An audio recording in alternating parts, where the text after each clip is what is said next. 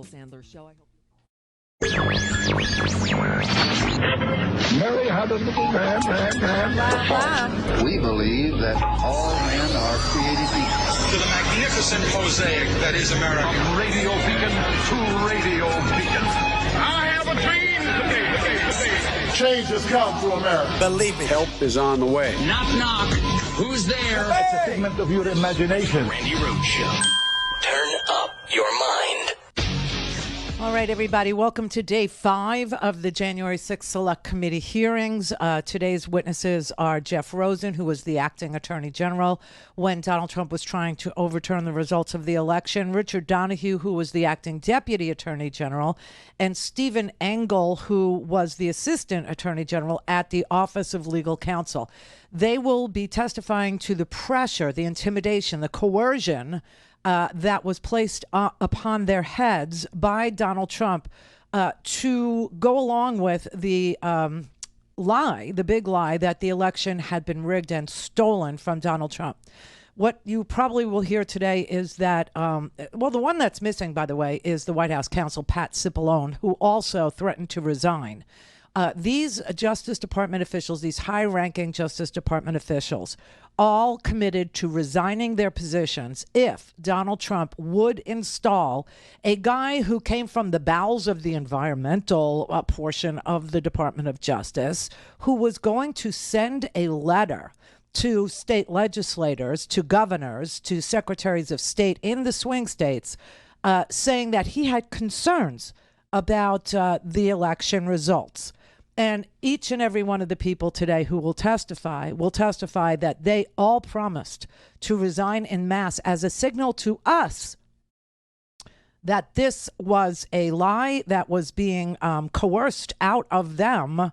And rather than lie for this man, rather than, help him rig an election, rather than be intimidated by him, they said that they would all resign. All right, Liz Cheney is doing the opening statement here. Let's listen together. This will be uninterrupted, by the way. Electoral votes and obstruct Congress's proceedings on January 6th, and how he provoked a violent mob to pursue the vice president and others in our Capitol.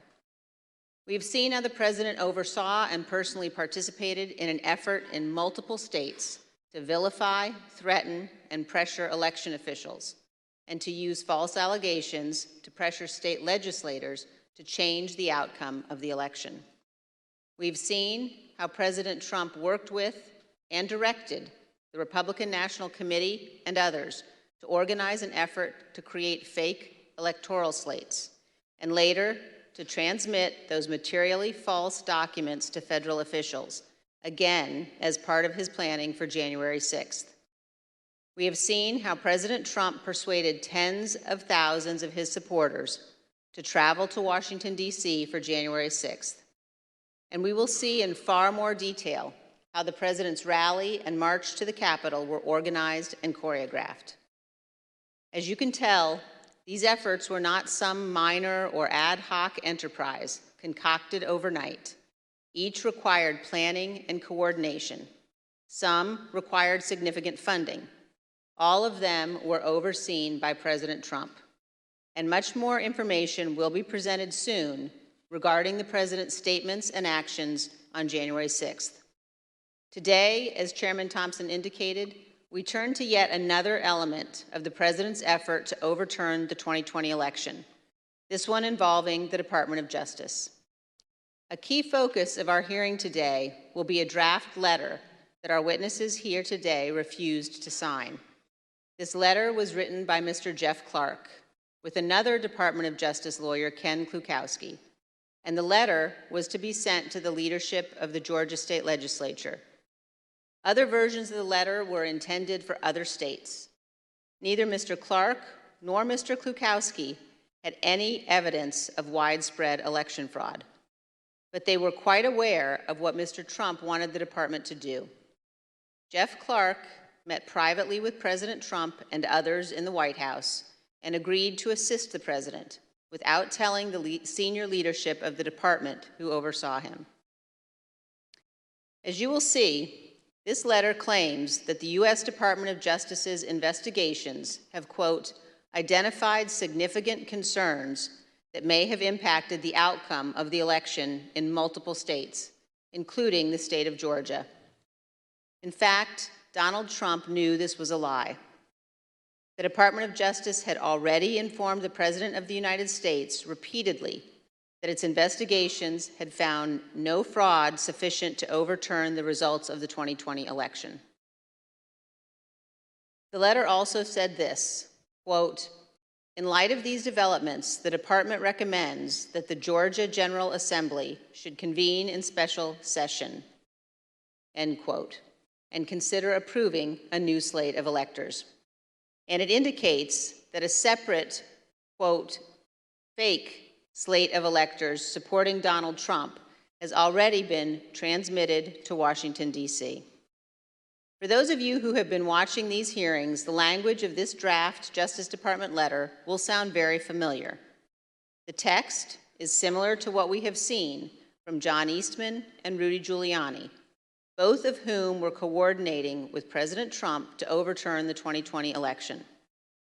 When one of our witnesses today, Mr. Donahue, first saw this draft letter, he wrote this, quote, this would be a grave step for the department to take, and it could have tremendous constitutional, political, and social ramifications for the country, end quote. This committee agrees.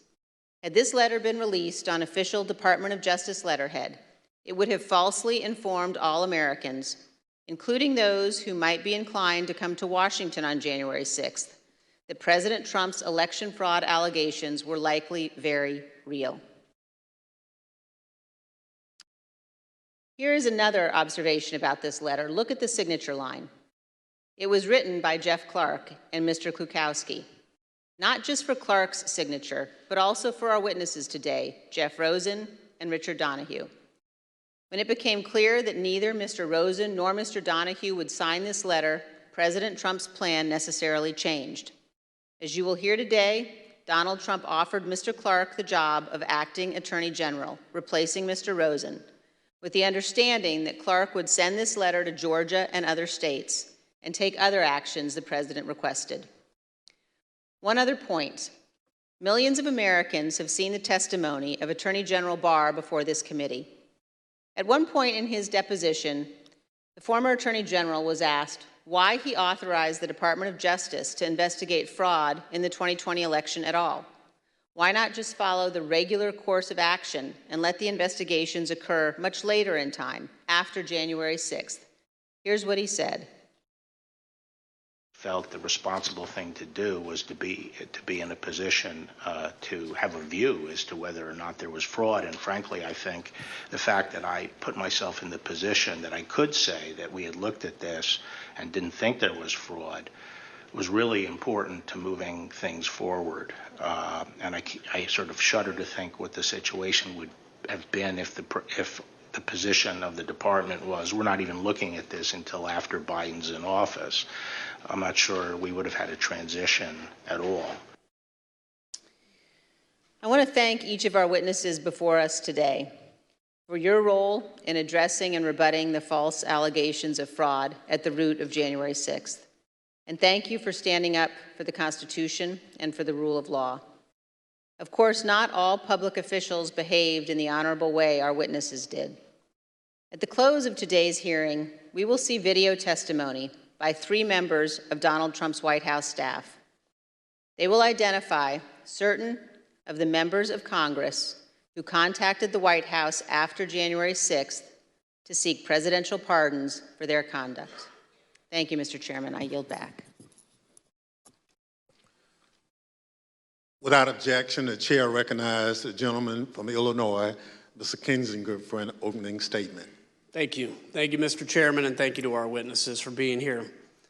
I'd like to start with a personal story. So in May of 2009, I returned from service in Iraq, and I announced my intention to run for Congress. A big reason I decided to run for Congress was my motivation to ensure freedom and democracy were defended overseas. I remember making a commitment out loud a few times and in my heart repeatedly, even to today, that if we are going to ask Americans to be willing to die in service to our country, we as leaders must at least be willing to sacrifice our political careers when integrity and our oath requires it. After all, losing a job is nothing compared to losing your life. Within the halls of power, in the face of a president, that commitment can easily be forgotten. Presidential pressure can be really hard to resist. Today, we'll focus on a few officials who stood firm against President Trump's political pressure campaign. When the president tried to misuse the department and install a loyalist at its helm, these brave officials refused and threatened to resign. They were willing to sacrifice their careers for the good of our country. The Department of Justice is unique in the executive branch. The president oversees the Department of Justice, yet the president's personal or partisan interests must not shape or dictate the department's actions. The president cannot and must not use the department to serve his own personal interest, and he must not use its people to do his political bidding, especially when what he wants them to do is to subvert democracy. The president cannot pervert justice nor the law to maintain his power. Justice must, both in fact and law, be blind. That is critical to our whole system of self-governance. During this hearing, you'll hear time and time again about the president's request to investigate claims of widespread fraud. Our witnesses, Mr. Rosen, Mr. Donahue, and Mr. Engel, stood firm in the face of overbearing political pressure because they understood that their oath was to the Constitution and not to the personal or political interests of the president. The president and his allies became keenly aware that with legal challenges exhausted and electoral votes certified, their only hope would be a last-ditch scheme to prevent Congress from certifying the win, thus throwing the entire system into constitutional chaos. The president wanted the department to sow doubt in the legitimacy of the election, to empower his followers and members of Congress to take action. If the department could just lend its credibility to the conspiracies, people would have the justification they needed to spread the big lie. So President Trump ultimately wanted the Department of Justice to say the election was, quote, corrupt, and, quote, leave the rest to me and the Republican congressmen. As you will hear today, the department's top leadership refused. Not surprisingly, President Trump didn't take no for an answer. He didn't accept it from Attorney General Barr, and he wouldn't accept it from Mr. Rosen either. So he looked for another Attorney General, his third in 2 weeks. He needed to find someone who was willing to ignore the facts. That is not the norm. Let's look at what attorneys general, Democrats and Republicans alike, have said about upholding their oath to the Constitution. Attorney General ultimately owes his loyalty to the integrity of the American people and to the fidelity to the Constitution and the legitimate laws of the country. That's what he's ultimately required to do. I will be an independent attorney general. I will be the people's lawyer. If, however, there were an issue that I thought were that significant that would compromise my ability to serve as attorney general in the way that I have described, that as the people's lawyer, I would not hesitate to resign. As you and I discussed, if the president proposed to undertake a course of conduct that was in violation of the Constitution, that would present me with a difficult but not a complex problem. I would have two choices. I could either try to talk him out of it or leave. Those are the choices. The Attorney General's position as a cabinet member is perhaps unique from all of the cabinet members. Yes, a member of the president's cabinet, but the Attorney General has a unique responsibility to provide independent and objective advice to the president or any agency when it is sought, and sometimes perhaps even when it is not sought. Everyone in that video, from Eric Holder to Jeff Sessions, spoke as one about the independence of the department. It's a point of pride at Justice to apply the law without the president's political self-interests tainting its actions or dictating how it uses its authorities. But President Trump did find one candidate at Justice who seemed willing to do anything to help him stay in power. Let's hear what President Trump's own lawyer, Eric Hirschman, had to say about Jeff Clark's plan to overturn the election. I'd like to advise viewers this video contains some strong language. And when he finished discussing what he planned on doing, I said, good fucking, effing a-hole. Congratulations, you just admitted a first step or act you take as Attorney General would be committing a felony and violating Rule 6C. You're clearly the right candidate for this job. So who's Jeff Clark? An environmental lawyer with no experience relevant to leading the entire Department of Justice. What was his only qualification? That he would do whatever the president wanted him to do, including overthrowing a free and a fair democratic election. President Trump's campaign to bend the Justice Department to his political will culminated in a showdown on January 3rd. Today, we will take you inside that early evening Oval Office meeting where top Justice Department officials met with the president. At stake, the leadership and integrity of the Department of Justice. The meeting took about another 2.5 hours from the time I entered. It was entirely focused on whether there should be a DOJ leadership change. I was sitting directly in front of the president. Jeff Rosen was to my right, Jeff Clark was to my left. He looked at me and he underscored, well, the one thing we know is you're not going to do anything. You don't even agree that the concerns that are being presented are valid. And here's someone who has a different view. So well, why shouldn't I do that? You know, that's how the discussion then proceeded. Jeff Clark was proposing that Jeff Rosen be replaced by Jeff Clark. And I thought the proposal was asinine. What were Clark's purported bases for why it was in the president's interest for him to step in? What would he do? How would things change, according to Mr. Clark in the meeting?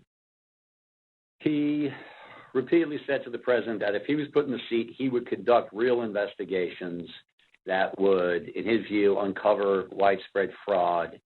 He would send out the letter that he had drafted, and that this was a last opportunity to sort of set things straight with this defective election, and that he could do it, and he had the intelligence and the will and the desire to pursue these matters in the way that the president thought most appropriate. And he was making a pitch, and every time he'd get clobbered over the head, he would say, like a call to order. The president's your decision. You get the chance to make this decision, and you've heard everybody, and you can make your determination. And then we jump back in, and really clobber him. I made the point that Jeff Clark is not even competent to serve as the Attorney General. He's never been a criminal attorney. He's never conducted a criminal investigation in his life. He's never been in front of a grand jury, much less a trial jury. And he kind of retorted by saying, well, I've done a lot of very complicated appeals and civil litigation, environmental litigation, and things like that. And I said, that's right, you're an environmental lawyer. How about you go back to your office and we'll call you when there's an oil spill. And Pat Cipollone weighed in at one point, I remember saying, that letter that this guy wants to send, that letter is a murder-suicide pact. It's going to damage everyone who touches it. And we should have nothing to do with that letter. I don't ever want to see that letter again. And so we went along those lines. I thought Jeff's proposal, Clark's proposal, was nuts. I mean, this guy said at a certain point, listen, the best I can tell is the only thing you know about environmental and elections challenges is they both start with E. And based on your answer tonight, I'm not even certain you know that. The president said, suppose I do this. Suppose I replace him, Jeff Rosen, with him, Jeff Clark. What do you do? Well, we know these men before us did the right thing. But think about what happens if these justice officials make a different decision. What happens if they bow to the pressure? What would that do to us as a democracy, as a nation? Imagine a future where the president could screen applicants to the Justice Department with one question: are you loyal to me or to the Constitution? And it wouldn't take long to find people willing to pledge their loyalty to the man. We know many of President Trump's vocal supporters on January 6th also wanted the Justice Department to do whatever he asked, as long as it meant he could stay in power. They made sure Justice Department officials heard his message as they protested loudly in front of the department on their way to the Capitol on January 6th. Do your job! Do your job! Do your job! Do your job! Do your job! Live in D.C., we're marching to the Capitol. We are at the Department of Justice right now, telling these cowards to do their job.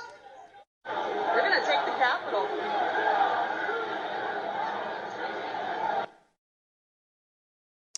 I want to take a moment now to speak directly to my fellow Republicans.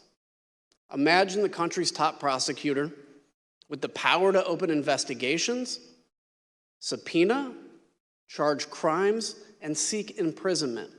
Imagine that official pursuing the agenda of the other party instead of that of the American people as a whole. And if you're a Democrat, imagine it the other way around.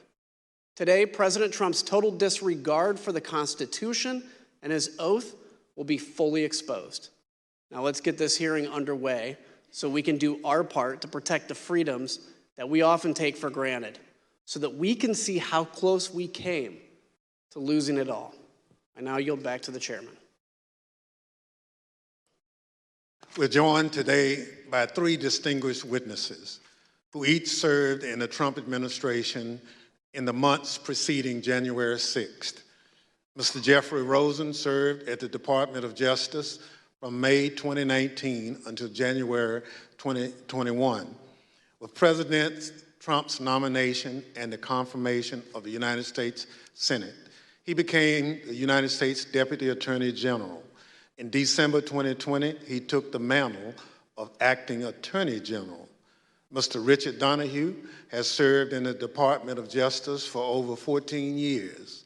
Mr. Donahue was a United States Attorney for the Eastern District of New York, then became Mr. Rosen's Principal Associate Deputy Attorney General, and finally, Acting Deputy Attorney General. Mr. Donahue also served more than 20 years in the United States military, including the 82nd Airborne and the Judge Advocates General Corps.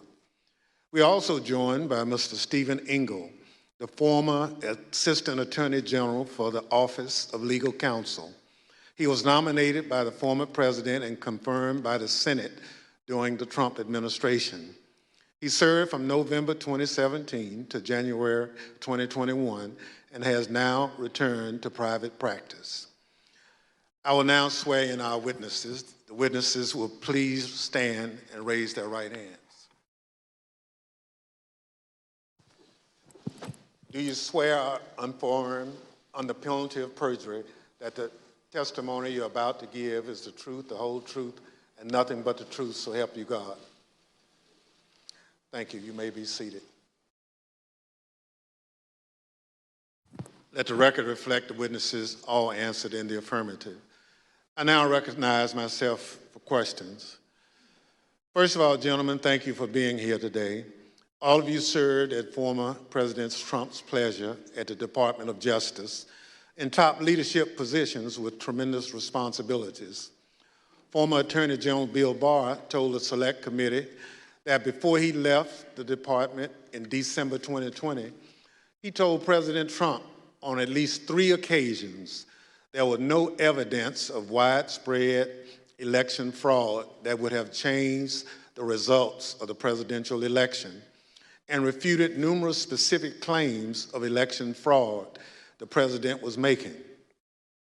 Mr. Rosen, after Mr. Barr announced his resignation, did Donald Trump continue to demand that the Department of Justice investigate his claims of election fraud? Yes, he asserted that he thought the Justice Department had not done enough. Thank you. From the time you took over from Attorney General Barr until January 3rd, How often did President Trump contact you or the department to push allegations of election fraud? So between December 23rd and January 3rd, the president either called me or met with me virtually every day, with one or two exceptions like Christmas Day.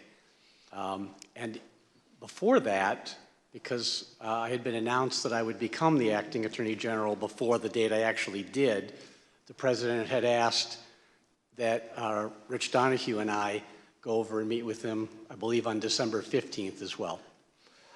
So after you had some of these meetings and conversations with the president, what things did the president raise with you? So the common element of all of this was the president expressing his dissatisfaction that the Justice Department, in his view, had not done enough to investigate election fraud. But at different junctures, other topics came up at different intervals. So at one point, he had raised the question of having a special counsel for election fraud. At a number of points, he raised requests that I meet with his campaign counsel, Mr. Giuliani. At one point, he raised the whether the Justice Department would file a lawsuit in the Supreme Court. At a couple of junctures, there were questions about making public statements or about holding a press conference. One of the later junctures was this issue of sending a letter to state legislatures in Georgia or other states. And so there were different things raised at different parts of, or different intervals, with the common theme being his dissatisfaction about what the Justice Department had done to investigate election fraud. I will say that the Justice Department declined all of those requests that I was just referencing because we did not think that they were appropriate based on the facts and the law as we understood them. Thank you. So, Mr. Donahue, on December 15th, the day after Attorney General Barr announced his resignation, the president summoned you and Mr. Rosen to the White House. At this meeting with the president, what did he want to discuss? There were a number of topics of discussion that day, Mr. Chairman. Much of the conversation focused on a report that had been recently released relating to Antrim County in Michigan. I believe on December 13th, an organization called the Allied Security Group issued a report that alleged that the Dominion voting machines in that county had a 68% error rate. The report was widely covered in the media. We were aware of it. We obtained a copy of it on the 14th of December, the day prior. We circulated to the U.S. attorneys in Michigan for their awareness. And we had a number of discussions internally, but the conversation with the president on that day, the 15th, was largely focused on that. And he was essentially saying, have you seen this report? He was adamant that the report must be accurate, that it proved that the election was defective, that he in fact won the election, and the department should be using that report to basically tell the American people that the results were not trustworthy. And he went on to other theories as well, but the bulk of that conversation on December 15th focused on Antrim County, Michigan, and the ASOG report. Thank you. Mr. Engel, we know that Attorney General Barr announced on December 1st, 2020, that the Department of Justice had found no evidence of widespread fraud that could have changed the outcome of the election. So from December 1st, 2020 until today, as you sit here, have you ever doubted that top line conclusion? No, I've never had any reason to doubt Attorney General Barr's conclusion. Thank you. Pursuant to Section 5C8 of House Resolution 503, the chair now recognizes the gentleman from Illinois, Mr. Kinzinger, for questions. Thank you, Mr. Chairman. In the weeks leading to January 6th, the Department of Justice was fielding almost daily requests from the president to investigate claims of election fraud. Each claim was refuted time and time again, an effort Attorney General Barr described as whack-a-mole. When each of the president's efforts failed, he resorted to installing a new attorney general to say the election was illegal and corrupt, simply so he could stay in power. President Trump started leaning on the Justice Department the first chance he got. On November 29th, his first television interview after the election. Where is the DOJ and the FBI in all of this, Mr. President?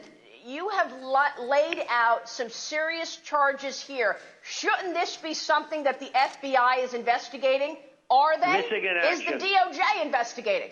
Missing in action. Can't tell you where they are. Republican congressmen echoed the president just 2 days later. They wrote a letter to Attorney General Barr, laying into the Justice Department for a, quote, shocking lack of action in investigating the claims of election fraud. That same day, Attorney General Barr stated publicly that President Trump's claims had no merit. Ignoring the top law enforcement officer in the country, Republican congressmen amplified the stolen election message to the American public. Let's listen. And so there's widespread evidence of fraud because people haven't done their jobs. Durham and Barr will deserve a big notation in history when it's written of the rise and fall of the United States if they don't clean up this mess, clean up the fraud, do your jobs, and save this little experiment in self-government. Again, I join my colleagues in calling on Attorney General Barr to immediately let us know what he's doing. We're already working on challenging the certified electors. And now what about the courts? How pathetic are the courts? January 6th, I'm joining with the fighters in the Congress, and we are going to object to electors from states that didn't run clean elections. Democracy is left undefended if we accept the result of a stolen election without fighting with every bit of vigor we can muster. The ultimate date of significance is January 6th. This is how the process works. The ultimate arbiter here, the ultimate check and balance is the United States Congress. And when something is done in an unconstitutional fashion, which happened in several of these states, we have a duty to step forward and have this debate and have this vote on the 6th of January. Today is the day American patriots start taking down names and kicking ass. Mr. Donahue, on December 27th, you had a 90-minute conversation with the president where he raised false claim after false claim with you and Mr. Rosen. How did you respond to what you called a, quote, stream of allegations? The December 27th conversation was, in my mind, an escalation of the earlier conversations. As the former acting AG indicated, there were a lot of communications that preceded that. As we got later in the month of December, the president's entreaties became more urgent. He became more adamant that we weren't doing our job. We need to step up and do our job.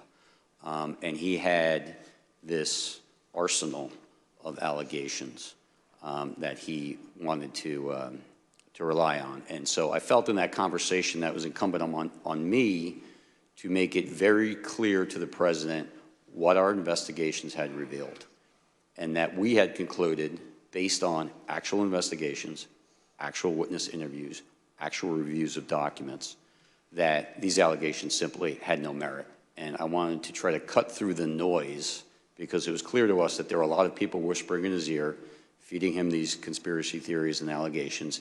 And I felt that being very blunt in that conversation might help make it clear to the president these allegations were simply not true. And so as he went through them in what for me was a 90-minute conversation or so, and what for the former acting AG was a 2-hour conversation, as the president went through them, I went piece by piece to say, no, that's false. That is not true. And to correct him really in a serial fashion as he moved from one theory to another. Can you give me an example of one or two of those theories? So one that was very clear at that point was the Antrim County, the ASOG report that I mentioned earlier. The Allied Security Operations Group released this report that said 68% error rate. There was, in fact, in Antrim County, a hand recount. Had nothing to do with the department. The department did not request that. That was pursuant to litigation brought by other parties. But there was a hand recount. So they were able to compare the hand recount to what the machines had reported. And for the ballots that were actually counted by the machine, more than 15,000, there was one error, one ballot. And I did a quick calculation and came up with 0.0063% error rate, which is well within tolerance. And so I made it very clear to the president, because he was so fixated on the ASOG report in the December 15th conversation, that in fact, our investigation revealed that the error rate was 0.0063%. So that, Mr. President's example of what people are telling you that is not true and that you cannot and should not be relying on. So that was one very explicit one, and I think you see that reflected in my notes. We went through a series of others. The truck driver who claimed to have moved an entire tractor-trailer of ballots from New York to Pennsylvania, that was also incorrect. We did an investigation where the FBI interviewed witnesses at the front end and the back end of that trailer's transit from New York to Pennsylvania. We looked at loading manifests. We interviewed witnesses, including, of course, the driver, and we knew it wasn't true. Whether the driver believed it or not was never clear to me, but it was just not true. So that was another one that I tried to educate the president on. There were a series of others, mostly in swing states. Of course, he wanted to talk a great deal about Georgia, the State Farm Arena video, which he believed, for various reasons, was, as he said it, fraud staring you right in the face. Were any of the allegations he brought up found credible? Did you find any of them credible? No. So during this conversation, did you take handwritten notes directly quoting the president? I did, and to make it clear, Attorney General Rosen called me on my government cell phone, said he'd been on the phone with the president for some time. The president had a lot of these allegations. I was better versed in what the department had done just because I had closer contact with the investigations, and the AG asked me to get on the call. Of course, I agreed.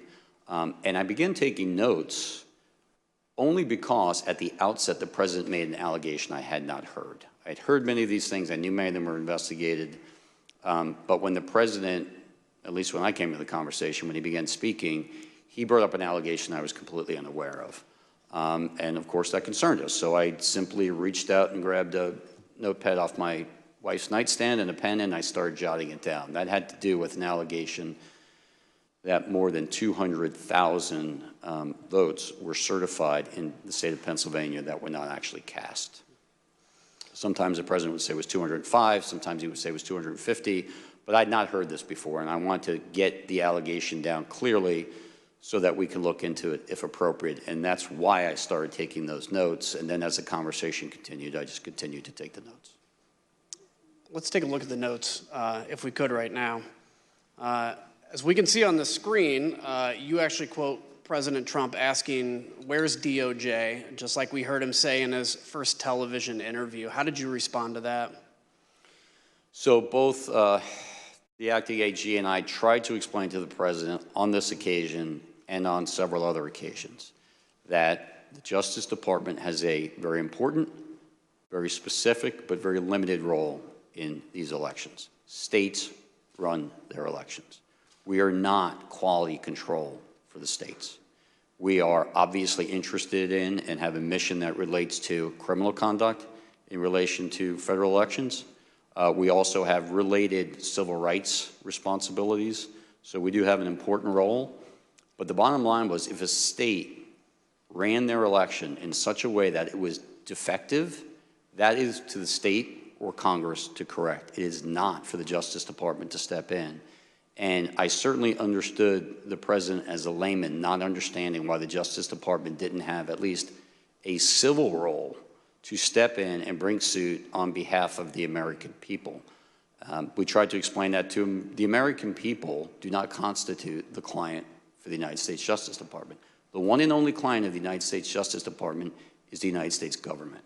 And the United States government does not have standing, as we were repeatedly told by our internal teams, OLC led by Steve Engel, as well as the Office of the Solicitor General, researched it and gave us thorough, clear opinions that we simply did not have standing. And we tried to explain that to the President on numerous occasions.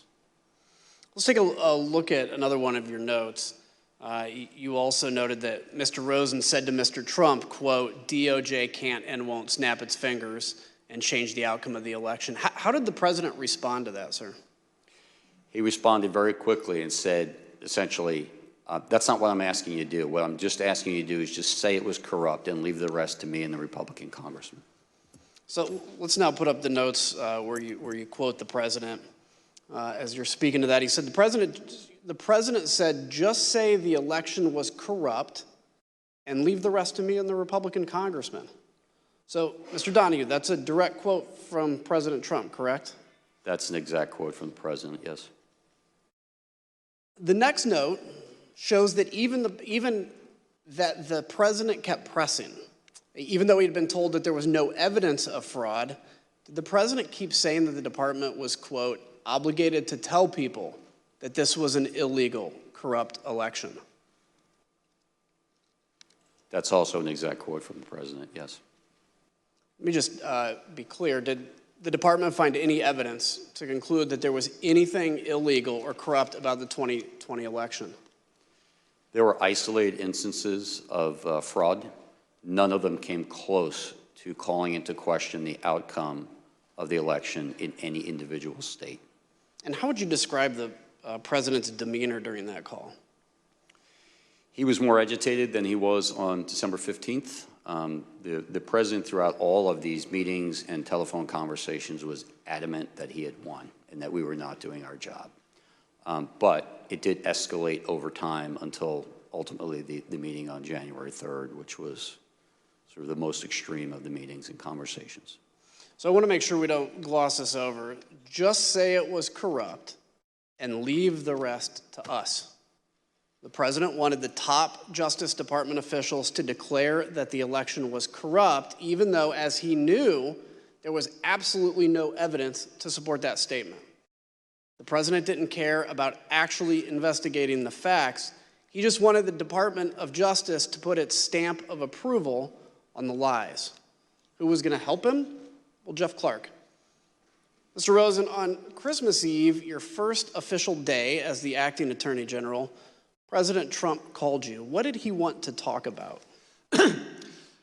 The same things he was talking about publicly. He wanted to talk about that he thought the election had been stolen or was corrupt, and that there was widespread fraud. And I had told him that our reviews had not shown that to be the case. So we had an extended discussion, probably 15, maybe 20 minutes, something like that, with him urging that the Department of Justice should be doing more with regard to election fraud. Did he mention Jeff Clark's name? Yes. It was just in passing. He made what I regarded as a peculiar reference. I don't remember the exact quote, but it was something about, did I know Jeff Clark, or did I know who he was, or something like that. And I told him I did, and then the conversation just moved on. But when I hung up, I was quizzical as to how does the President even know Mr. Clark? I was not aware that they had ever met or that the President had been involved with any of the issues in the civil division. So it was a bit of a surprise when he brought his name up? Yes. So Mr. Clark was the acting head of the Civil Division and head of Environmental and Natural Resources Division at the Department of Justice. Do either of those divisions have any role whatsoever in investigating election fraud, sir? No. And to my awareness, Jeff Clark had had no prior involvement of any kind with regard to the work that the department was doing that Attorney General Barr has talked about to this committee. So let's take a minute and explain why the President mentioned Jeff Clark's name to Mr. Rosen here on Christmas Eve. On December 21st, some Republican members of Congress met with President Trump in the White House to talk about overturning the 2020 election. Let's hear Representative Marjorie Taylor Greene talk about how this meeting got set up. I was the only new member at the meeting. I called President Trump on Saturday and said, we've got to have a meeting. There's many of us that feel like this election has been stolen. So on the screen, you'll see that President Trump's Chief of Staff, Mark Meadows, tweeted about that meeting right after it happened. He said, quote, several members of Congress just finished a meeting in the Oval Office with President Donald Trump, preparing to fight back against mounting evidence of voter fraud. Stay tuned. On the same day he met with these Republican members of Congress, President Trump called into a conservative political convention, and he used the opportunity to pressure the Department of Justice to investigate his bogus claims. The problem is we need a party that's going to fight, and we have some great congressmen and women that are doing it, and we have some great fighters, but we won this in a landslide. They know it, and we need backing from, like, the Justice Department, and other people have to finally step up. The Select Committee obtained records from the National Archives that show that Scott Perry was one of the congressmen who joined that meeting. We learned from White House records that you'll now see on the screen that the very next day, Representative Perry returned to the White House. This time he brought a Justice Department official named Jeffrey Clark. Representative Perry provided the following statement to his local TV affiliate. He said, quote, throughout the past 4 years, I've worked with Assistant Attorney General Clark on various legislative matters. When President Trump asked if I would make an introduction, I obliged. But why Jeff Clark? Let's hear Mr. Giuliani explain the kind of person that he and the president wanted at the top of justice. I don't remember ever recommending to anybody that Mr. Clark, meaning Jeffrey Clark at DOJ, be given election-related responsibilities.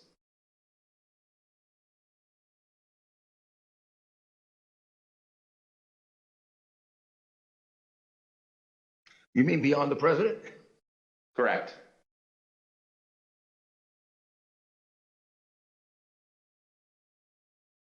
Well, beyond the president, I do recall saying to people that somebody should be put in charge of the Justice Department who isn't frightened of what's going to be done to their reputation. Because Justice Department was filled with people like that. Should put somebody that's not frightened of what's going to be done to their reputation. Mr. Donahue, when you told the president that you wouldn't pursue baseless claims of fraud, was it because you were worried about your reputation? No, not at all. Mr. Clark's name was also mentioned in the White House in late December and early January as described by a top aide to Mark Meadows, Cassidy Hutchinson. Was it your understanding that Representative Perry was pushing for a specific person to take over the department? He wanted Mr. Jeff Clark to take over the Department of Justice. Mr. Rosen, after your call with President Trump on December 24th, you spoke with Mr. Clark on December 26th about his contact with the president. Can you tell us about that conversation? Yes. Because I had been quizzical about why his name had come up, I called him and I tried to explore if he would share if there was something I ought to know. And after some back and forth, he acknowledged that shortly before Christmas, he had gone to a meeting in the Oval Office with the president. That, of course, surprised me. And I asked him, how did that happen? And he was defensive. He said it had been unplanned, that he had been talking to someone he referred to as General Perry, but I believe is Congressman Perry, and that unbeknownst to him, he was asked to go to a meeting and he didn't know it, but it turned out it was at the Oval. He found himself at the Oval Office, and he was apologetic for that. And I said, well, you didn't tell me about it. It wasn't authorized, and you didn't even tell me after the fact. You know, this is not appropriate. But he was contrite and said it had been inadvertent and it would not happen again, and that if anyone asked him to go to such a meeting, he would notify Rich Donahue and me. Is there a policy that governs who can have contact directly with the White House? Yes. So across many administrations for a long period of time, there's a policy that, particularly with regard to criminal investigations, restricts at both the White House end and the Justice Department end those more sensitive issues to the highest ranks. So for criminal matters, the policy for a long time has been that only the Attorney General and the Deputy Attorney General from the DOJ side can have conversations about criminal matters with the White House, or the Attorney General and the Deputy Attorney General can authorize someone for a specific item with their permission, but the idea is to make sure that the top rung of the Justice Department knows about it and is in the thing to control it and make sure only appropriate things are done. Mr. Ringo, from your perspective, why is it important to have a policy like Mr. Rosen just discussed? Well, it's critical that the Department of Justice conducts its criminal investigations free from either the reality or any appearance of political interference. And so people can get in trouble if people at the White House are speaking with people at the department, and that's why the purpose of these policies is to keep these communications as infrequent and at the highest levels as possible, just to make sure that people who are less careful about it, who don't really understand these implications, such as Mr. Clark, don't run afoul of those contact policies. Thank you. So the Select Committee conducted an informal interview with the White House counsel, Pat Cipollone, and his deputy, Pat Philbin, about their contact with Mr. Clark, though neither has yet agreed to sit for transcribed and videotaped interviews. But Pat Cipollone told the Select Committee that he intervened when he heard Mr. Clark was meeting with the president about legal matters without his knowledge, which was strictly against White House policy. Mr. Cipollone and Mr. Philbin, like Mr. Rosen, told Mr. Clark to stand down, and he didn't. On the same day, Acting Attorney General Rosen told Mr. Clark to stop talking to the White House, Representative Perry was urging Chief of Staff Mark Meadows to elevate Clark within the Department of Justice. You can now see on the screen behind me a series of texts between Representative Perry and Mr. Meadows. They show that Representative Perry requested that Mr. Clark be elevated within the department. Representative Perry tells Mr. Meadows on December 26th that, quote, Mark, just checking in as time continues to count down. 11 days to January 6th and 25 days to inauguration, we've got to get going.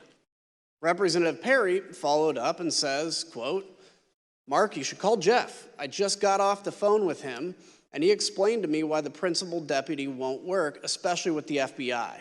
They will view it as not having the authority to enforce what needs to be done. Mr. Meadows responds with, I got it. I think I understand. Let me work on the deputy position. Representative Perry then texts, Roger, just sent you something on Signal.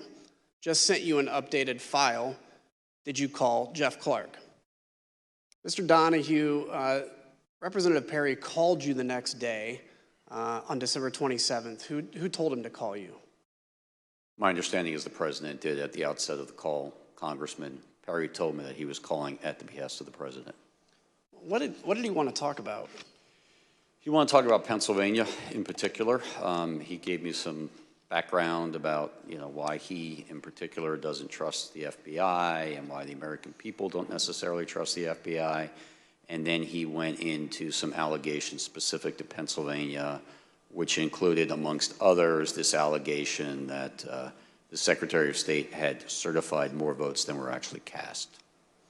Did you direct the local U.S. Attorney's Office to investigate that claim? So Mr. Perry said that he had a great deal of information, that investigations had been done, that there was some sort of forensic type report that would be helpful to me. And I didn't know Congressman Perry. I'd never heard of him before this conversation, but I said, sir, if you've got something that you think is relevant to what the Justice Department's mission is, you should feel free to send it to me. And he did. And I was en route from New York to Washington. I got it. I looked at it on my iPhone. Obviously, I couldn't read the whole thing in transit like that, but I looked at it to get a feel for what it was, and then I forwarded it to the United States Attorney for the Western District of Pennsylvania. Did they get back to you? What did they conclude?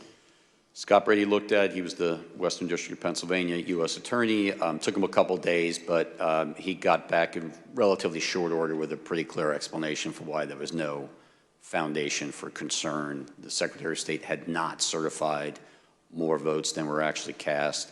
The difference between the 5.25 that was actually certified by the Secretary of State and the 5 million that was on a public-facing website was that the information on the website was incomplete because 4 counties had not uploaded their data.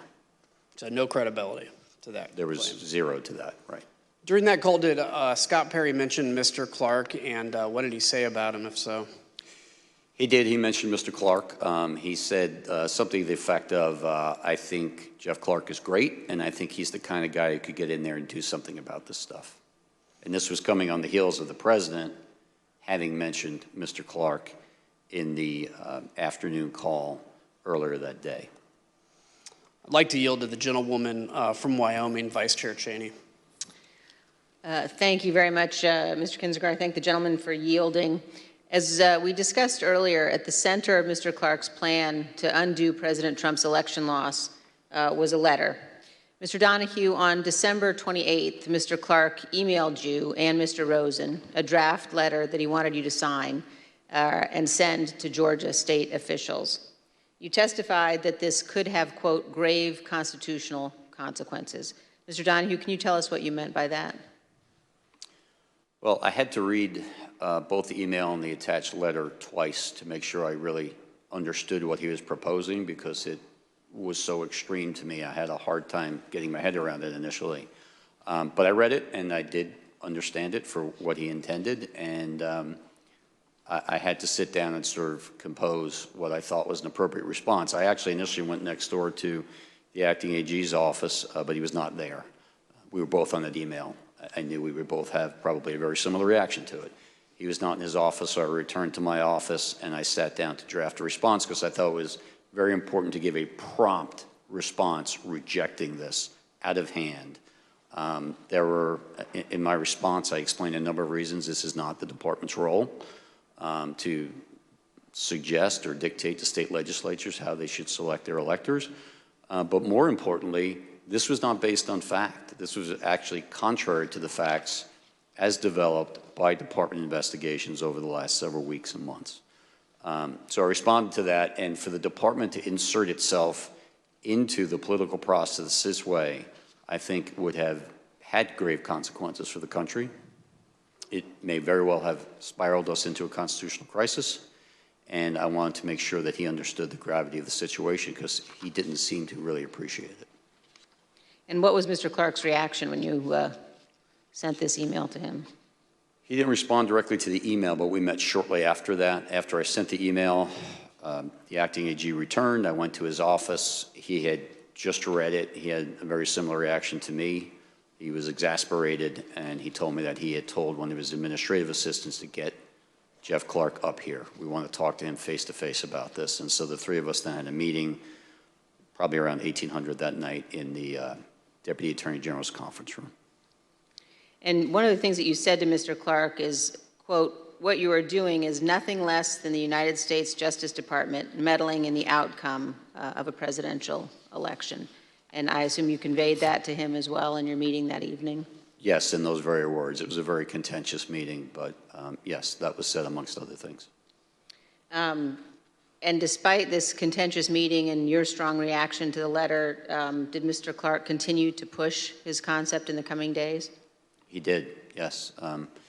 We had subsequent meetings and conversations. The acting AG probably had more contact with him than I did, but between the 28th and the 2nd, when we had another in-person meeting, he clearly continued to move down this path. He began calling witnesses and apparently conducting investigations of his own. He got a briefing from DNI about purported foreign intelligence interference. And we thought perhaps once it was explained to him that there was no basis for that part of his concern, that he would retreat. But instead he doubled down and said, well, okay, so there's no foreign interference. I still think there are enough allegations out there that we should go ahead and send this letter which shocked me even more than the initial one, because you would think after a couple days of looking at this, he, like we, would have come to the same conclusion that it was completely unfounded. And when you learned that he had been calling witnesses and conducting investigations on his own, did you confront him? Yes. And what was his reaction? He got very defensive. You know, as I said, there were a series of conversations through that week. I certainly remember very specifically the conversation in the meeting on January 2nd. That got even more confrontational, but he was defensive and, you know, similar to his earlier reaction when I said this is nothing less than Justice Department meddling in an election, his reaction was, I think a lot of people have meddled in this election. And so he kind of clung to that and then spewed out some of these theories, some of which we'd heard from the president, but others which were floating around the internet and media, and just kept insisting that the department needed to act and needed to send those letters. The committee has also learned that Mr. Clark was working with another attorney at the department named Ken Klukowski, who drafted this letter to Georgia with Mr. Clark. Mr. Klukowski had arrived at the department on December 15th with just 36 days left until the inauguration. He was specifically assigned to work under Jeff Clark. And Mr. Klukowski also worked with John Eastman, who we showed you at our hearing last week was one of the primary architects of President Trump's scheme to overturn the election.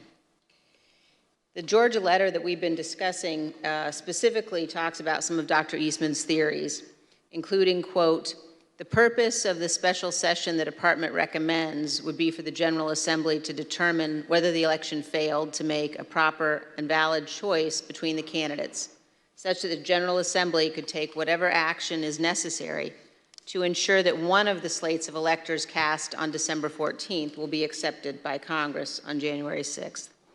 The committee has also learned that the relationship between Dr. Eastman and Mr. Klukowski persisted after Mr. Klukowski joined the Justice Department. Let's take a look at an email recommending that Mr. Klukowski and Dr. Eastman brief Vice President Pence and his staff. Other recipients of this email included the Chief of Staff to Congressman Louis Gohmert. And the email says, as stated last week, I believe the Vice President and his staff would benefit greatly from a briefing by John and Ken. As I also mentioned, we want to make sure we don't overexpose Ken given his new position. This email suggests that Mr. Klukowski was simultaneously working with Jeffrey Clark to draft the proposed letter to Georgia officials to overturn their certified election and working with Dr. Eastman to help pressure the Vice President to overturn the election. I want to thank all of our witnesses for being here today and for answering our questions about this letter and other issues. We asked Mr. Clark some of the same questions that we've asked you, and here's how he answered. Did you discuss this draft letter to Georgia officials with the President of the United States? Fifth, and executive privilege, again, just restated for the abundance of caution. Okay, if you look again at the draft letter, in the first paragraph, second sentence says, the department will update you as we are able on investigatory progress, but at this time we have identified significant concerns that may have impacted the outcome of the election in multiple states, including the state of Georgia. Isn't that, in fact, contrary to what Attorney General Barr had said on December 1st, 2020? Fifth. Mr. Chairman, I yield back. Mr. Chairman, I reserve. Pursuant to the order of the committee of today, the chair declares the committee in recess for a period of approximately 10 minutes. All right, so there's a 10-minute break right now. This is devastating, okay? This is absolutely devastating testimony that we heard. And the entire nutshell, let's say, the entire, prosecutable, substantive portion of that testimony was Donald Trump telling Donahue, the Assistant Acting Attorney General of the United States, just say it was corrupt and leave the rest to me and the Republican congressman. Just say it, okay? That is that is deceit, that is trickery, that is an admission that he knows there's no there. He just wants to find somebody in the Department of Justice who isn't afraid of what will be done to their reputation to say it was corrupt. Now, if you paid attention just now, then you heard the actual, thing that that was just clarified for you, that the states are responsible for running their own elections, that we have in this country literally 50 different elections on election day in this country, right? The states run the elections. The state secretaries of state are responsible for conducting them and certifying them. The governors, they're not even part of it. But that the Department of Justice, the federal government, would have any say in anything regarding criminal activity in an election, which they can't even find, they can't even locate, they keep, and Donald Trump keeps asserting that the Department of Justice has a role to play. And the Department of Justice keeps telling the President of the United States repeatedly, over and over and over again, that unless there's a person who has a civil rights claim, or unless there is a person that is alleging criminal behavior on the part of the state, okay, that they don't have a client here. The American people are not the client of the Department of Justice in a federal election. There is absolutely no role for them to play. And yet Trump presses them and presses them and presses them. And so they decide that they will have a look at some of the claims Donald Trump is making. So the first one, you'll remember Antrim County, Michigan. Remember that one? Everybody remembers that one, right? That was the very beginning of the assertion that the election was rigged. That was the very start of saying something was untoward. And we heard testimony earlier in, I think, day 2 from Bill Barr. And Bill Barr actually testified under oath in a deposition that we were able to see and watch, that this group, Allied Security Group, that said that there was a 68% error rate on, the machines in Antrim County. Bill Barr said that there was, no footnotes, there was no facts, there was nobody from this group had any background in elections or in vote counting or in anything that would be germane to them issuing a quote-unquote report. But they decided to look into it. They decided that they would investigate and find out if there was any merit to this Allied Security Group 68% error rate claim that the machines were making in Antrim County. Turned out that a hand recount was done at the request of Antrim County, not the Department of Justice, at the request of the county supervisor, and that the machine count and the hand count, out of the 15,000 ballots, there was one error. One error, which produced a 0.0063% error rate, not 68%, but a 0.0063% error rate. Then we heard this crazy story about a truck driver who drove from New York to Pennsylvania with a trailer full of ballots, right? And they looked into that. The Department of Justice did. And they found nothing. They found nothing. They even talked to the driver of that truck. They looked at the manifest. They looked at the, loading dock. They looked at what he picked up and what he dropped off. And there were no ballots in his trailer. That was just made up out of whole cloth. That was like social media. That was like Fox News. That was like, Breitbart and Bannon stuff. I mean, this was like real Facebook crap, okay? And Donald Trump is literally feeding these conspiracy theories that he's, picking up off of the internets by lunatic, fringy people and making the Department of Justice look into all these different stupid conspiracy theories on the internet. They called it whack-a-mole. And Donald Trump has them chasing every one of these conspiracy theories, including the one they just finished with that there were 200,000 extra ballots in Pennsylvania.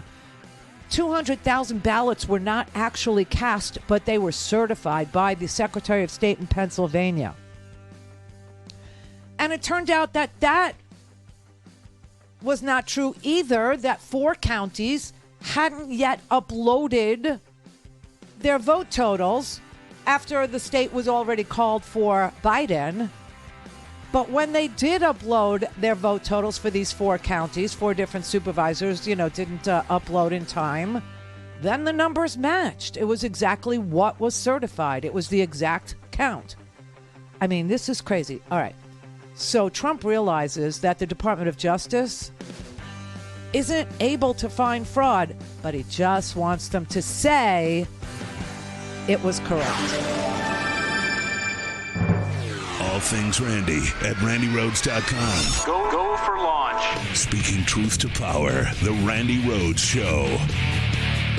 All right, so day 5 of the January 6th Select Committee is in the middle of a 10-minute recess. I would think they're about halfway through, and they've been running very, very much on time, which is crazy, but it's been very well, managed, these hearings. So I just want to say to you that tomorrow, the next hearings won't be until July because new evidence is pouring into this committee and they need time to actually sort through it. Some of it has to do with a documentary that we never even knew was made, but it was made by a British filmmaker. I think his name is Alex Holder, and he was given access to the White House. He was given, there's never any accounting for the behavior of a narcissist. You know what I'm saying? It's like you can't put a microphone in front of a narcissist often enough. They think every word they say are pearls. Everything they say is gold, worth its weight in gold. I mean, everything that they do is so, so important. And so Donald Trump invited documentary filmmakers into the White House before January 6th for an interview, a sit down, and made sure that Mike Pence participated, made sure that Ivanka, because the theft of our democracy, the literal shift into autocracy was going to be documented. It was going to be documented. And these documentarians, they didn't know exactly that they would be documenting the demise of the American way of life. They thought that they were going to be filming a president who was so desperate to stay in power. And they thought that that was a great, substantive reason to make this documentary. And they were right. But anyway, Donald Trump gave them access. So before January 6th, you have access to Donald Trump. And post January 6th, they got 2 additional interviews with Ivanka, with Pence. I've seen some clips of it, some excerpts. It's pretty bizarre because what Ivanka testified to under oath and what Ivanka says in this documentary about counting every vote, and you have to keep going and keep questioning the results, they're not the same. They're not the same thing. So there's a lot of disingenuousness in the forward-facing, lying that went on at the White House, even with this documentarian. But today was like such a spectacularly rotten day. I hope Brett Kavanaugh, feels a lot safer now because the Supreme Court today decided that any lunatic can have a gun in a place like New York City. Okay, gun people, you win. Just don't kill us all right away. This is amazing. They actually asked Clarence Thomas to interpret what James Madison thought about AK-47s and AR-15s in Manhattan. And Clarence was able to channel James Madison. He was able to do that. And Clarence decided to write an opinion that said that James Madison would be for weapons on the subway. Yeah, that he would be for weapons in Madison Square Garden. He would be for having weapons in Times Square. He would be, pro having weapons all over, densely populated cities. Anyway, we'll talk about all that tomorrow. They're back now. They're back. So let me throw it back to the committee. On that. So you stated that there is no legal basis to bring this lawsuit. Anyone who thinks otherwise simply doesn't know the law, much less the Supreme Court. Why was this the department's position? Well, I mean, I think that the memo sort of speaks to this, but essentially this was a draft lawsuit that apparently was prepared by people outside the department it would be styled as brought by the United States and by the acting Solicitor General as an original jurisdiction matter in the Supreme Court. It was a meritless lawsuit that was not something that the department could or would bring. You know, somebody obviously prepared it, handed it to the president, and he forwarded it on for our review. But that memo explains why the Department of Justice, as Mr. Donahue said earlier, doesn't have any standing to bring such a lawsuit. The lawsuit would have been untimely. The states had chosen their electors. The electors had been certified. They'd cast their votes. They'd been sent to Washington, D.C. Neither Georgia nor any of the other states on December 28th or whenever this was in a position to change those votes. Essentially, the election had happened. The only thing that hadn't happened was the formal counting of the votes. And so obviously, you know, the person who drafted this lawsuit didn't really understand, in my view, you know, the law and or how the Supreme Court works or the Department of Justice. So it was just not something we were going to do. And the acting Attorney General asked me to prepare a memo with talking points so that he could explain our reasons when he spoke with the president about this. So would you say it was an unusual request? It was certainly you said the request that the department file a lawsuit from drafted by outside lawyers was certainly an unusual request. There was another issue you were asked to look into. In mid-December, did the White House ask Attorney General Barr to consider whether a special counsel could be appointed to look into election fraud issues? Yes. I mean, I think the president was probably vocal at the time that he believed that special counsel was something that should be considered to look into election fraud, and there is a specific, you know, request where the Attorney General sought my legal advice in the middle of December. And what was your conclusion? What conclusion did you reach? So this request was whether the Attorney General could appoint as a special counsel a state Attorney General to conduct an investigation. I mean, as a legal matter, under federal law, the Attorney General actually has fairly wide discretion to delegate prosecutorial authority, including to state prosecutors, which happens to assist the department, you know, and not uncommonly, obviously, a state Attorney General exercising prosecutorial authority on behalf of the Department of Justice would be fairly uncommon. When we looked at the issue, what we saw is actually that the state law, the state was Louisiana, that the state law precluded the Louisiana Attorney General from accepting any position, any official position on behalf of the United States government. So that answered the question that it was not legally available. So during your time at the department, was there ever any basis to appoint a special counsel to investigate President Trump's election fraud claims? Well, neither Attorney General Barr nor Acting Attorney General Rosen did appoint a special counsel. You would appoint a special counsel when the department, when there's a basis for an investigation and the department essentially has a conflict of interest. It's important to get someone who's independent outside the department to handle such an investigation. Neither Attorney General Barr nor Acting Attorney General Rosen ever believed that that was appropriate or necessary in this case. In fact, Attorney General Barr had already told the president that there was no need for this special counsel. He actually stated that publicly, and we'll see that here in a video from December 21st. To the extent that there's an investigation, I think that it's being handled responsibly and professionally currently within the department, and to this point I have not seen a reason to appoint a special counsel, and I have no plan to do so before I leave. So remember that December 21st was the same day President Trump met with Republican members at the White House to strategize about how to overturn the election, while his Attorney General is out telling the public, again, that there was no widespread evidence of election fraud.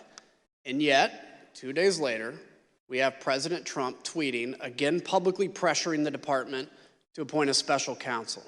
He said, quote, "After seeing the massive voter fraud in the 2020 presidential election, I disagree with anyone that thinks a strong, fast, and fair special counsel is not needed immediately. This was the most corrupt election in the history of our country, and it must be closely examined." The Select Committee's investigation revealed that President Trump went as far as to promise the job of special counsel to now discredited former Trump campaign lawyer Sidney Powell at a late-night meeting on December 18th. I know on Friday he had asked me to be special counsel to address the election issues and to collect evidence, and he was extremely frustrated with the lack of, I would call it, law enforcement by any of the government agencies that are supposed to act to protect the rule of law in our republic. So let's think here. What would a special counsel do? With only days to go until election certification, it wasn't to investigate anything.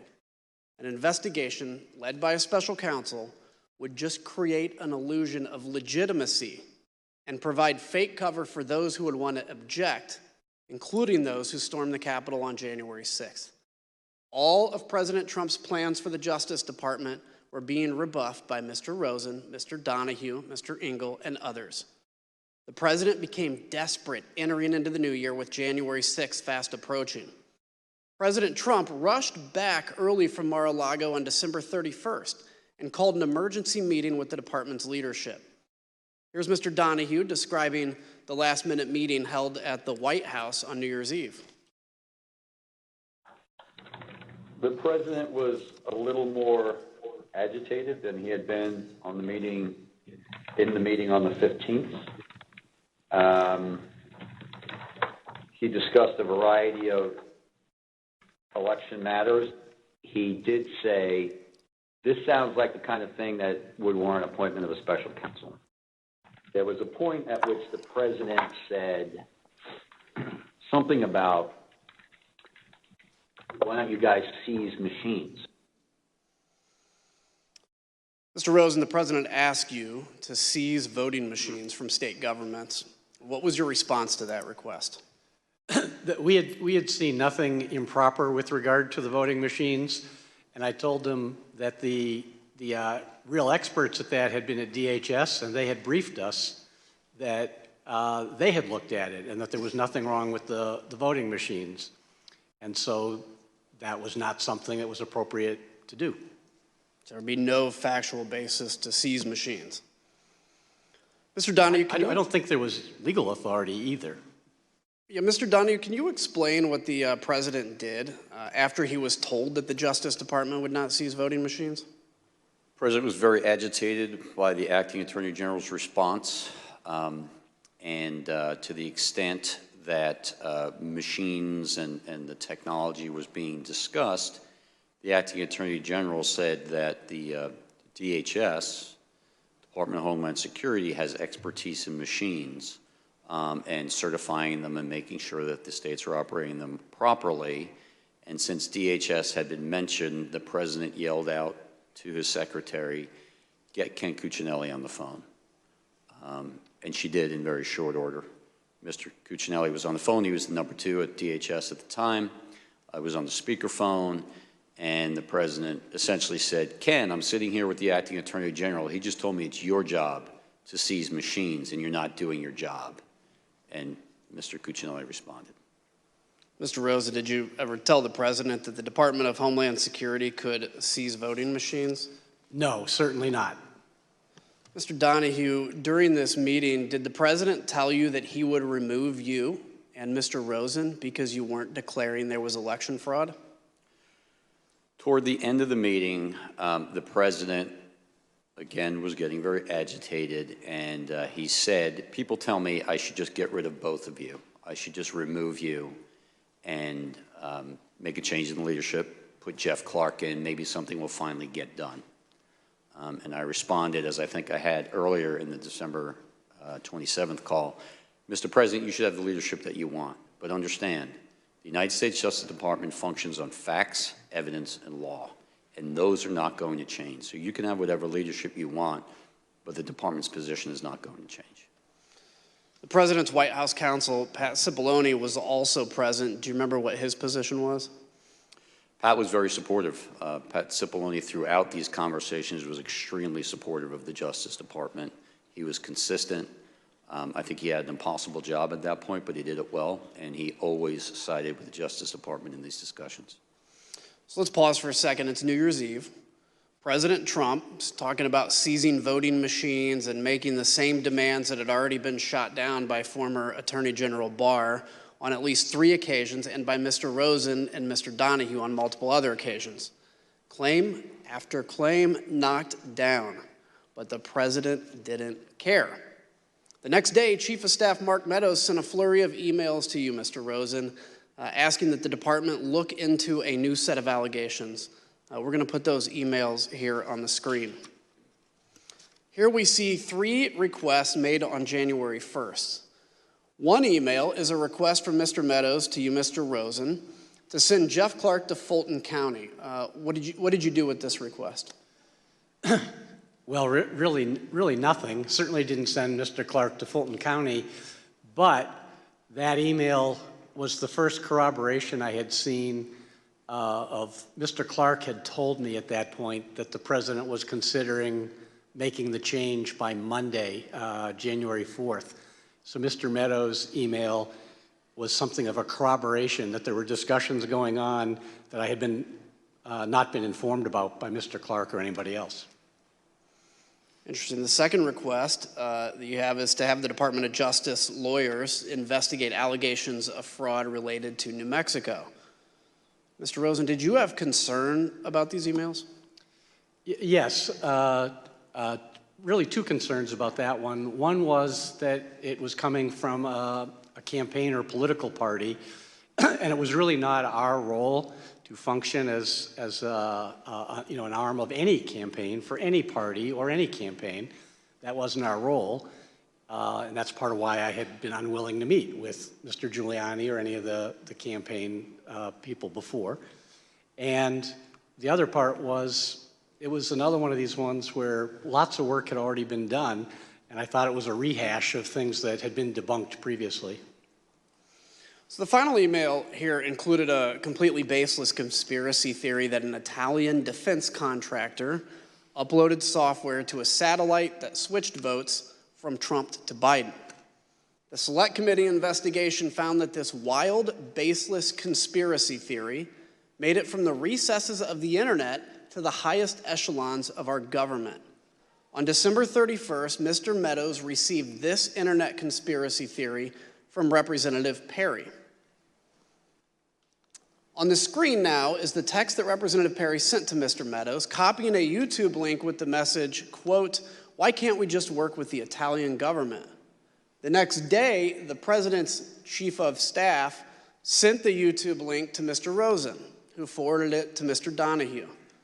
Mr. Donahue, did you watch this video? I did, Congressman. How long was the video? Approximately 20 minutes. Oh my God. Let's just take a look at an excerpt of that video, if we may. What's being said out of Rome, out of Italy, is that this was done in the U.S. Embassy. That there was a certain State Department guy whose name I don't know yet. I guess this is probably going to come out in Italy at some point. And he was the mastermind, not the mastermind, but anyway, the guy running the operation of changing the votes. And that he was doing this in conjunction with some support from MI6, the CIA, and this Leonardo group. Mr. Donahue, what was your reaction when you watched that entire 20-minute video? I emailed the acting attorney general and I said pure insanity, which was my impression of the video, which was patently absurd. Mr. Rosen, you were asked by Mr. Meadows to meet with Mr. Johnson, who is the person in that video. What was your reaction to that request? So ordinarily, I'd get an email like this and there was no phone call. It would just come over the transom. But this one, he called me, Mr. Meadows, and asked me to meet with Mr. Johnson. And I told him this whole thing about Italy had been debunked, and that should be the end of that, and I certainly wasn't going to meet with this person. And he initially seemed to accept that. He said, well, why won't you meet with him? I said, because if he has real evidence, which this video doesn't show, he can walk into an FBI field office anywhere in the United States. There's 55 of them. And he said, okay. But then he called me back a few minutes later and complained and said, I didn't tell you, but this fellow Johnson is working with Rudy Giuliani, and Mr. Giuliani is really offended that you think they have to go to an FBI field office. that's insulting. So couldn't you just have the FBI or you meet with these guys? And by then I was somewhat agitated and told them that there was no way on earth that I was going to do that. I wasn't going to meet with Mr. Johnson. I certainly wasn't going to meet with Mr. Giuliani. I'd made that clear repeatedly. And so that's the end of that. You know, don't raise this with me again. And so because Mr. Donahue and I had been exchanging our views about this, I think it was 7:13 on a Friday night of New Year's Day, had run out of patience, and I sent the email that you're talking about, where I made pretty clear that I had no interest in doing anything further with this. Just to button this up, Mr. Donahue, did you receive a follow-up call from a Department of Defense official about this conspiracy? I did. I believe it was that same day. Can you give details on that at all? I received a telephone call from Kash Patel, who I know was a DOD official at that time, worked for, I believe, Acting Secretary of Defense Miller, and he didn't know much about it. He basically said, do you know anything about this Italy thing and what this is all about? And I informed him that the Chief of Staff had raised the issue with us in his office on December 29th, that we had looked into it a little bit. We had run the name that was provided to us by the Chief of Staff. I learned that that individual was in custody in Italy. He had been arrested for a cyber offense of some sort in Italy. The allegation was that he had been exfiltrating data from his company. He was either an employee or a contractor of that company, and he was in custody. That the whole thing was very, very murky at best, and the video was absurd. But that we, the department, were not going to have anything to do with it, and DOD should make up its own mind as to what they're going to do. But I made it clear to him that I didn't think it was anything worth pursuing. She called the video absurd, and despite the absurdity of that conspiracy theory, we learned that Mr. Meadows discussed it frequently in the White House. And Mr. Meadows didn't let the matter go. The request went from the Department of Justice to the Secretary of Defense, Christopher Miller. As you'll hear, Secretary Miller actually reached out to a high-ranking official based in Italy to follow up on this claim. The ask for him was, can you call out the defense attaché Rome and find out what the heck's going on, because I'm getting all these weird, crazy reports, and probably the guy on the ground knows more than anything.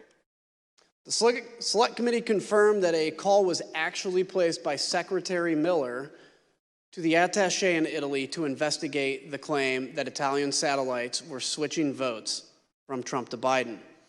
This is one of the best examples of the lengths to which the President Trump would go to stay in power, scouring the internet to support his conspiracy theories shown here, as he told Mr. Donahue in that December 27th call, quote, "You guys may not be following the internet the way I do."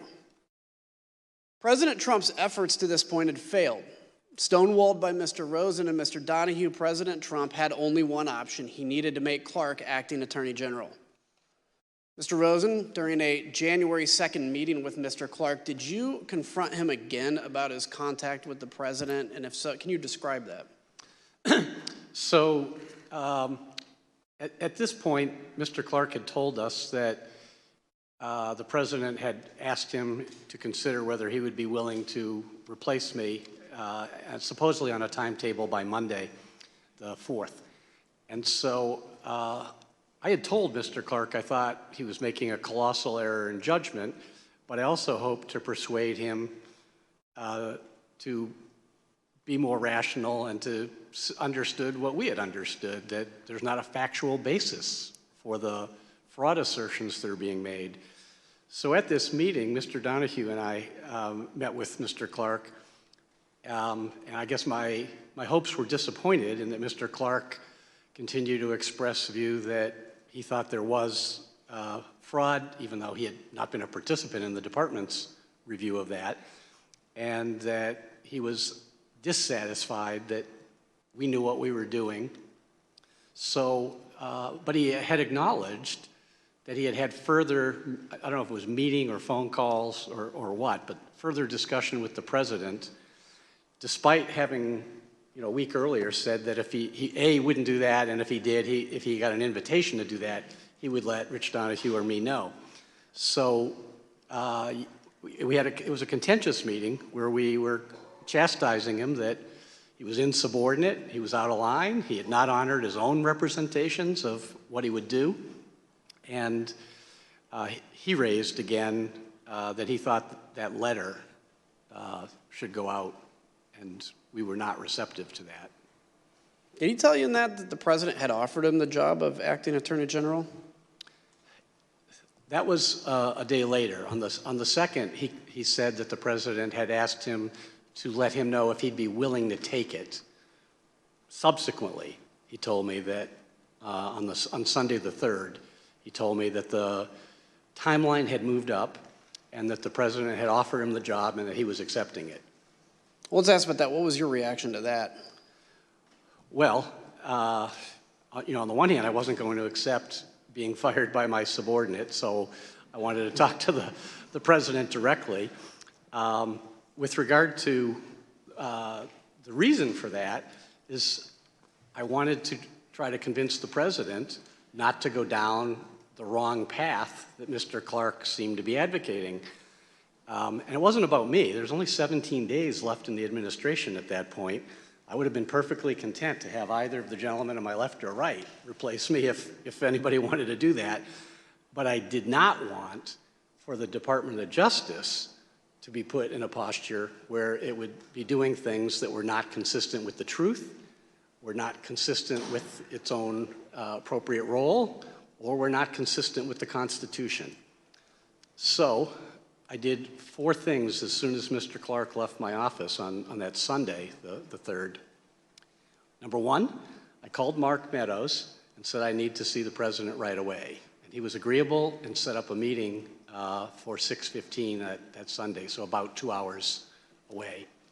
2, I called Pat Cipollone, the White House counsel, told him what was going on, and he said he would go into the White House to make sure he was at the meeting and he would be supporting the Justice Department's position as he had been doing consistently.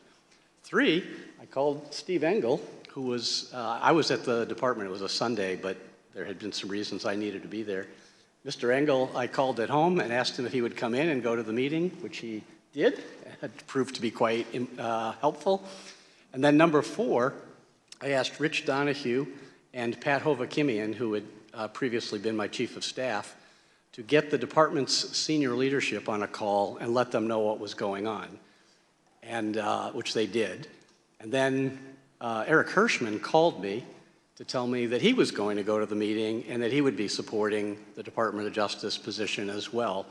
So I knew that the meeting was on course and that I would have a number of people supportive of the Department of Justice's approach and not supportive of Mr. Clark's approach. Did Mr. Clark ask you to continue to stay at the department? At that Sunday meeting, when he told me that he would be replacing me, he said that he had asked to see me alone, because usually he had met with me and Mr. Donahue, because he thought it would be appropriate in light of what was happening to at least offer me that I could stay on as his deputy. I thought that was preposterous. I told him that was nonsensical and that there's no universe where I was going to do that, to stay on and support someone else doing things that were not consistent with what I thought should be done. So I didn't accept that offer, if I can put it that way. And during that meeting, did Mr. Clark ask you to sign the Georgia letter? That was on the Saturday meeting, January 2nd, that Mr. Donahue and I had with him. He again raised with both of us that he wanted us to, both to sign that letter, actually. So in that meeting, did Mr. Clark say he would turn down the president's offer if you reversed your position and signed the letter? Yes.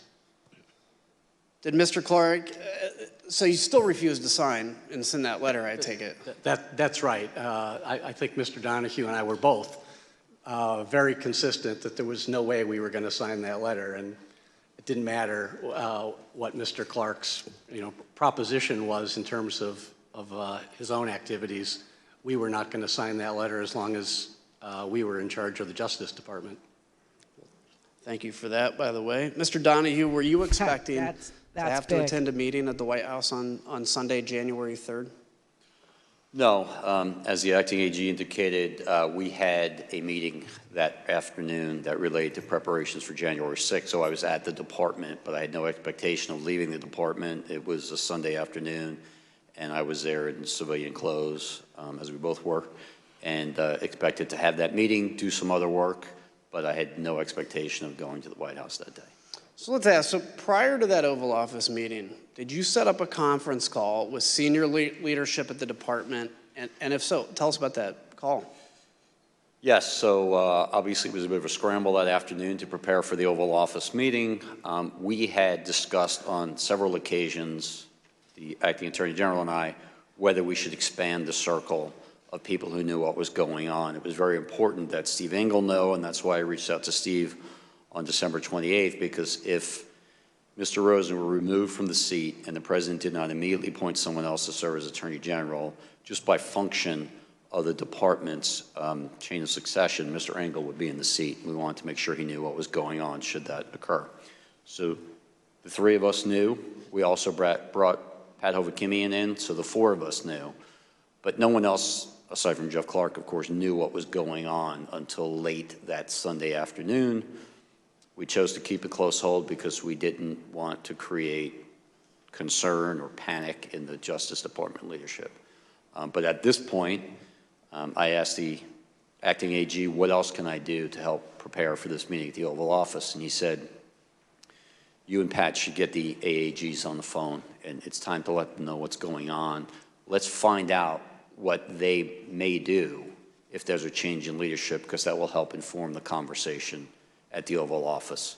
Pat Hovakimian subsequently set up that meeting. We got most, not all, but most of the AAGs on the phone. We very quickly explained to them what the situation was. I told them, I don't need an answer from you right now. I don't need an answer in this phone call, but if you have an answer, I need it in the next few minutes.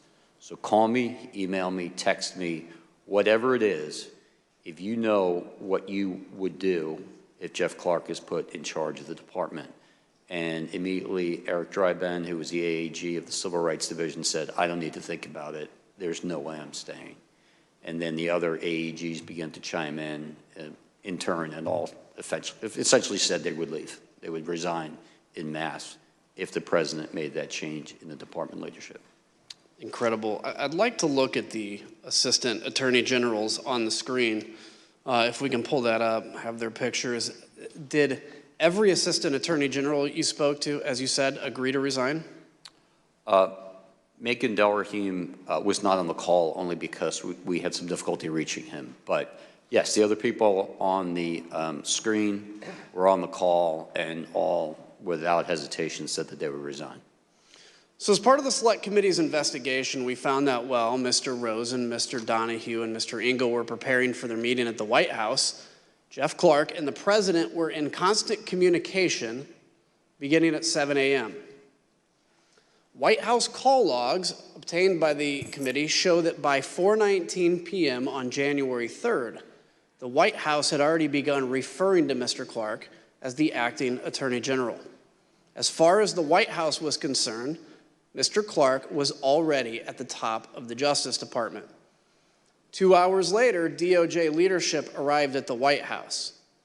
The Select Committee interviewed every person who was inside the room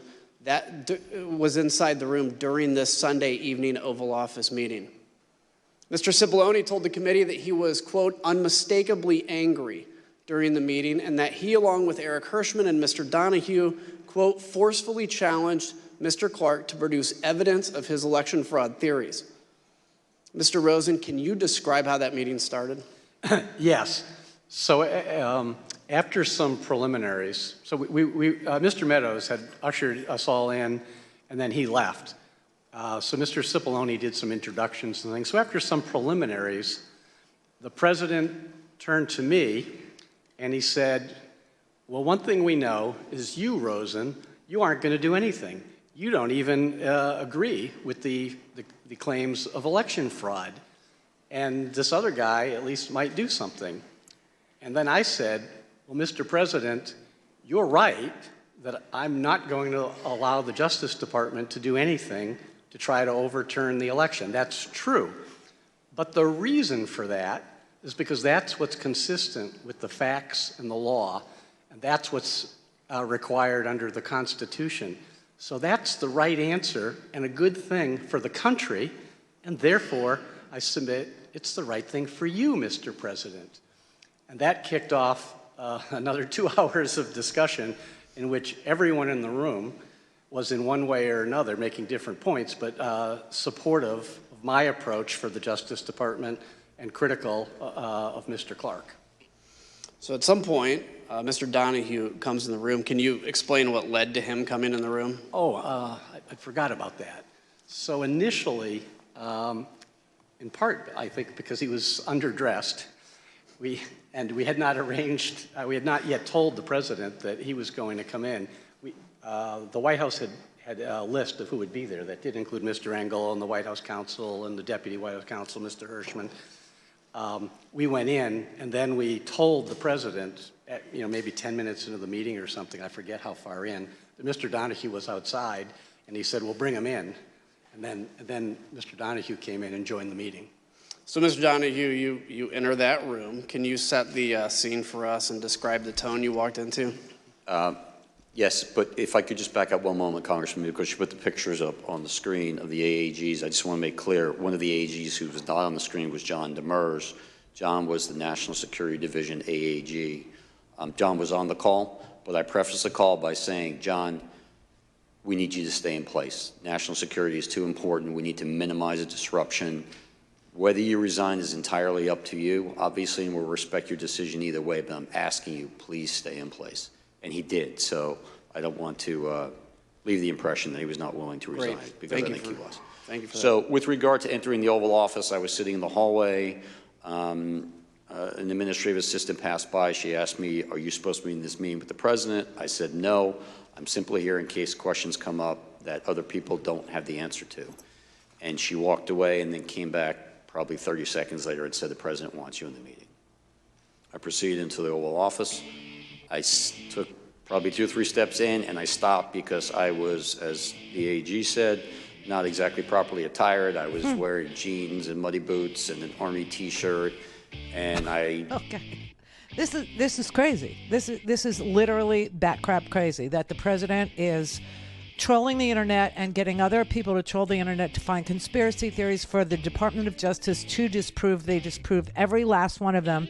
And then he says, well, I'm going to replace this whole legal team, which would have been his 3rd attorney general in 2 weeks, with this guy who wants to send a letter saying that the Department of Justice has identified significant concerns that impacted the outcome of the election when that was untrue. 3 laws have been broken. We'll talk about it tomorrow.